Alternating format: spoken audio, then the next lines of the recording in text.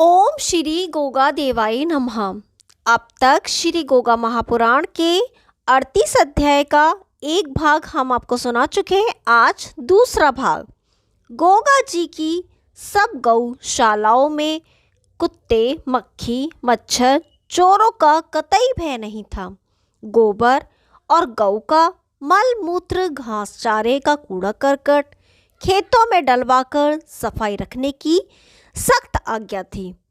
गौ के गोबर में देवताओं का निवास समझने के कारण किसी प्रकार की दुर्गंधयुक्त वस्तु कोई न डालने पाए, इसका पूरा प्रबंध था, जो सारी जनता जानती थी। जो लोग ददरेवा नगर में रहते थे वह सब गौ माता को गोगा जी की तरह ही अपने शयन कक्ष के नजदीक ही बंधवाते थे, जिससे कोई बीमारी पास नहीं फटकती थी। मक्खी मच्छर का दूर तक कोई चिन्ह नजर नहीं आता था। गौशालाओं के कक्ष भी अपने कक्ष के समान ही सुंदर लिपे पुते होते थे।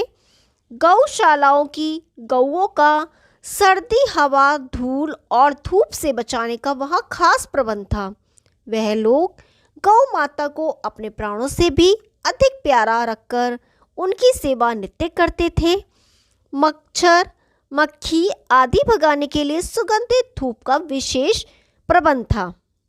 जो गौपालक कभी धूनी आदि देने को भूल जाता था, उसे नरकगामी होने का भय दिखाकर डांटा फटकारा जाता था। गोबर और गौमूत्र से घृणा न करके गौशाला सफ़ेद चूने के पाउडर से सदैव साफ की जाती थी। गर्मियों में पेड़ों की ठंडी छाया की हवा और जाड़ों में गर्म और बिना कीचड़ के कक्ष में बांधने का नियम था। सबकी सफाई नित्य प्रति होती थी। जूते पहनकर भी गौशाला के अंदर जाना सख्त मना था और सारी रात्रि गौशाला में भी देसी घी के दीपक महलों के समान ही जला दिया करते थे। गौओं के लिए ताजे चारे दाने की पूर्ण व्यवस्था थी, जिससे वह आनंद पूर्वक खाकर अपने बछड़ों के संग जुगाली करें और हम प्रेम पूर्वक गौ माता का दूध पीकर और घी खाकर अपनी काया को निरोग और बलवान बनाए रखें। गौ सेवा कर सुख की नींद सोकर स्वर्गलोक के अधिकारी बने।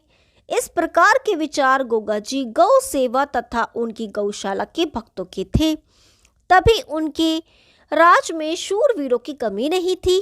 पूरे प्रांत का बच्चा बच्चा वीर, धीर और रणधीर था। उस समय की इन सब बातों की झांकी बागड़ प्रांत में अब तक मौजूद है। गोगा जी के समय में दूध घी की नदियां बहती थीं, जैसे दूध की गोरख गंगा उनके प्रांत में अब भी है। वहाँ 1 रुपये का 25 सेर घी, 5 मन दूध, 12 मन गेहूं, 8 मन चावल, 14 मन गुड़ और 9 मन बूरा धनवान लोग खरीदा करते थे। गरीब फकीरों के लिए मुफ्त मिलने का राज्य प्रबंध था। वहाँ गरीब और फकीर थे ही नहीं जो मुफ्त का माल समेटे। वहाँ लोग भीख मांगना लज्जाजनक कार्य समझते थे।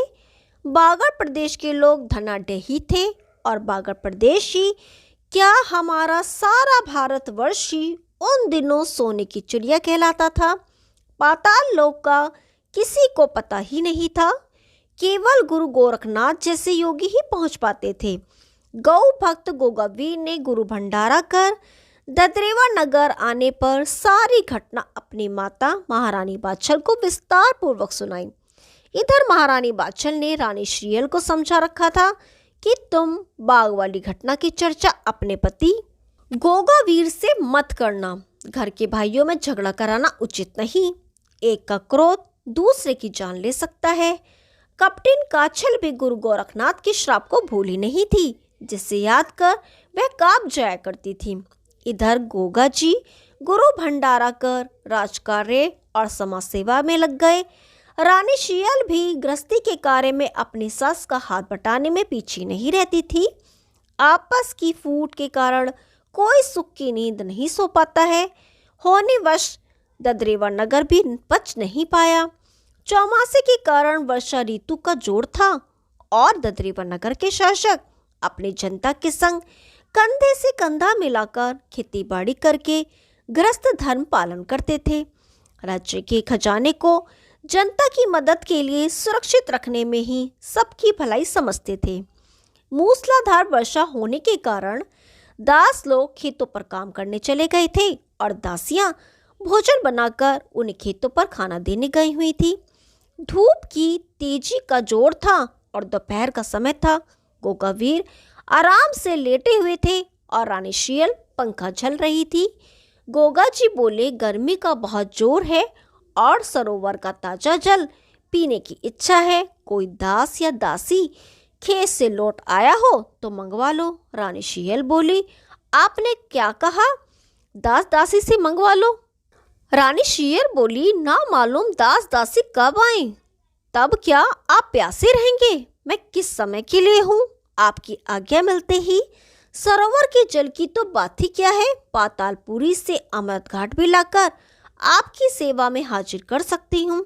गोगा जी बोले, रानी होकर सरोवर से जल लेने जाओगी, कोई देखेगा तो क्या कहेगा? इतना सुन श्रीयल बोली, आप प्यासे हैं और मैं यहाँ हाथ पर हाथ धरे बैठे रहूं, इससे क्या कोई मुझे पतिव्रता कह सकता है? इतना कहकर घड़ा उठा सरोवर से पानी लेने चल पड़ी। अर्जुन सर्जन ने जब श्रीयल को सरोवर की तरफ जाते हुए देखा तो गगा जी को नीचा दिखाने की गरज से रानी शियल के पीछे छिपते हुए सरोवर पर जा पहुंचे।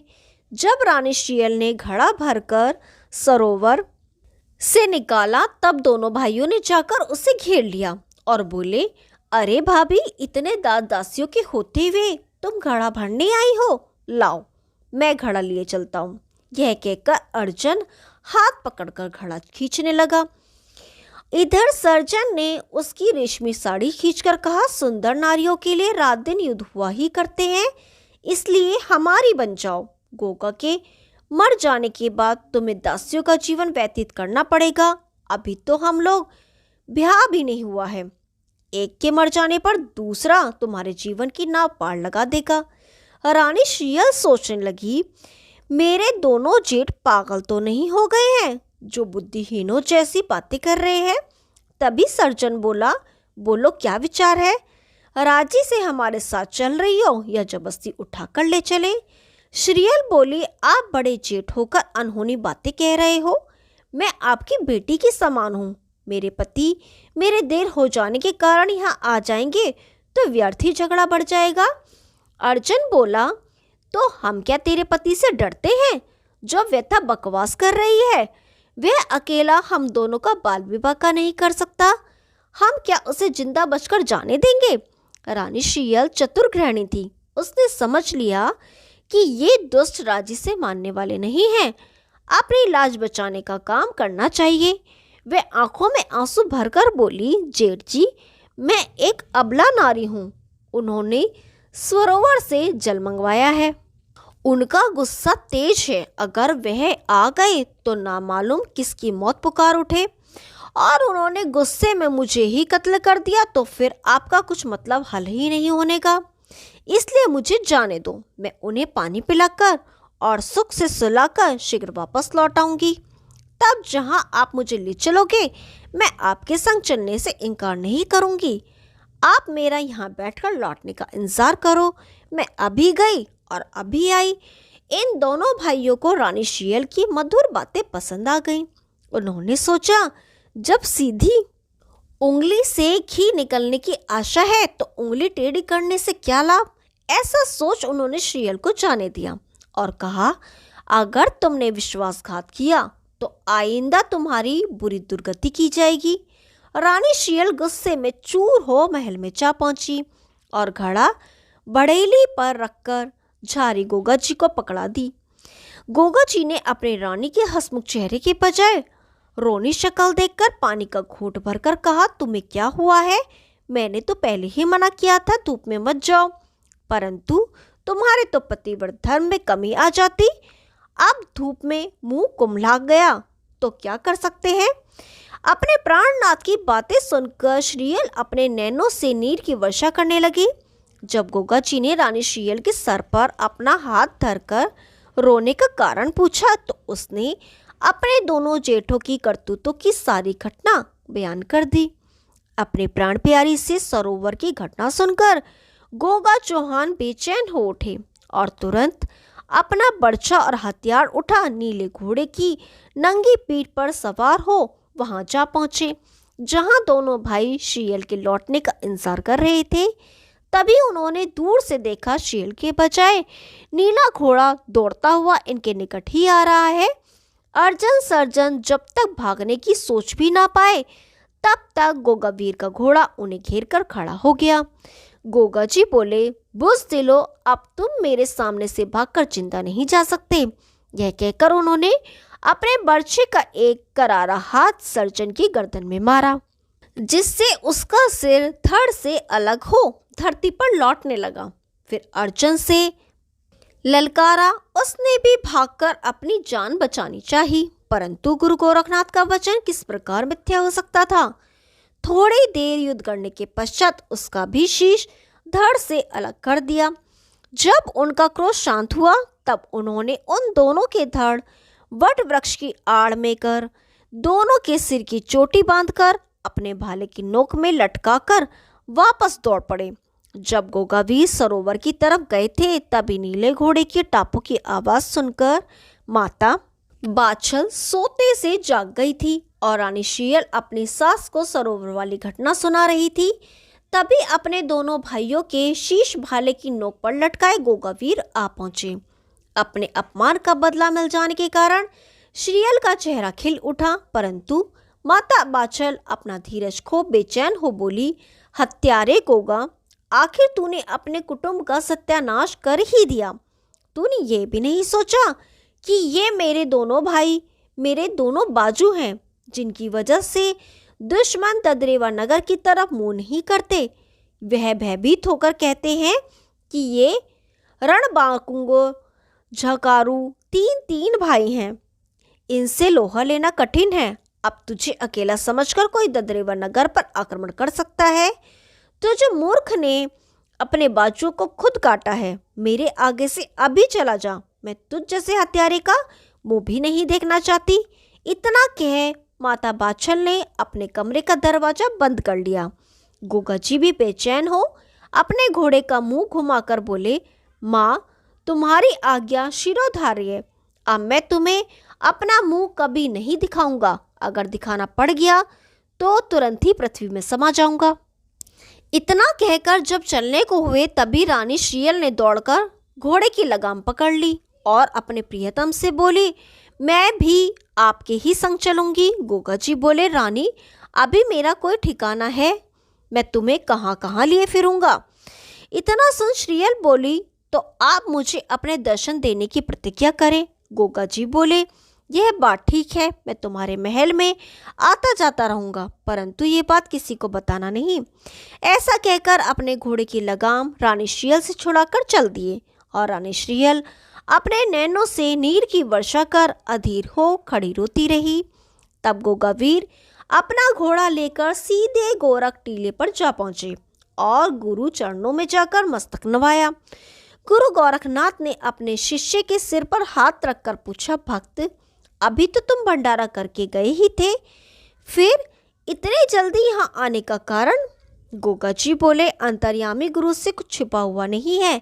मैं तो सिर्फ इतना बता सकता हूँ कि पूर्ण रूप से अब मैं आपकी शरण में आ गया हूँ। गुरुदेव बोले, बेटा, शरण की बात तो बाद में है, अभी तो मैं ये जानना चाहता हूँ कि यहाँ आए क्यों हो। गोगा जी बोले, गुरुदेव, तपस्या करने के लिए। गुरु गोरखनाथ बोले, जैसी तुम्हारी मर्जी।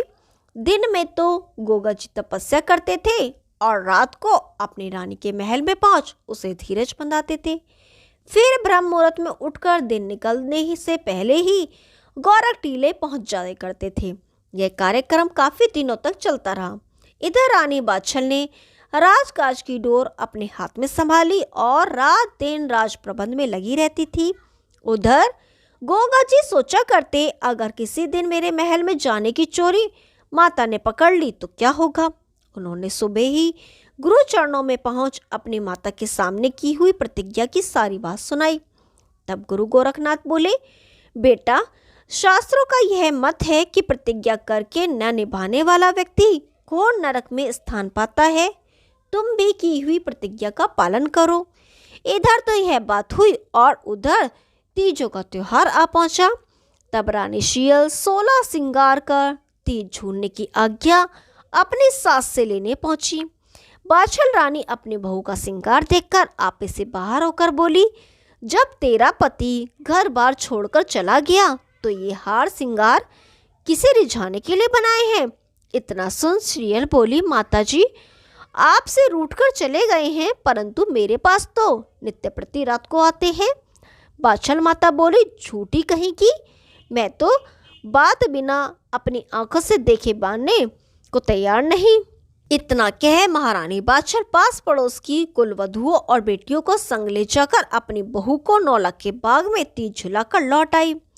फिर भोजन करके अपने कक्ष में जाकर लेट गई।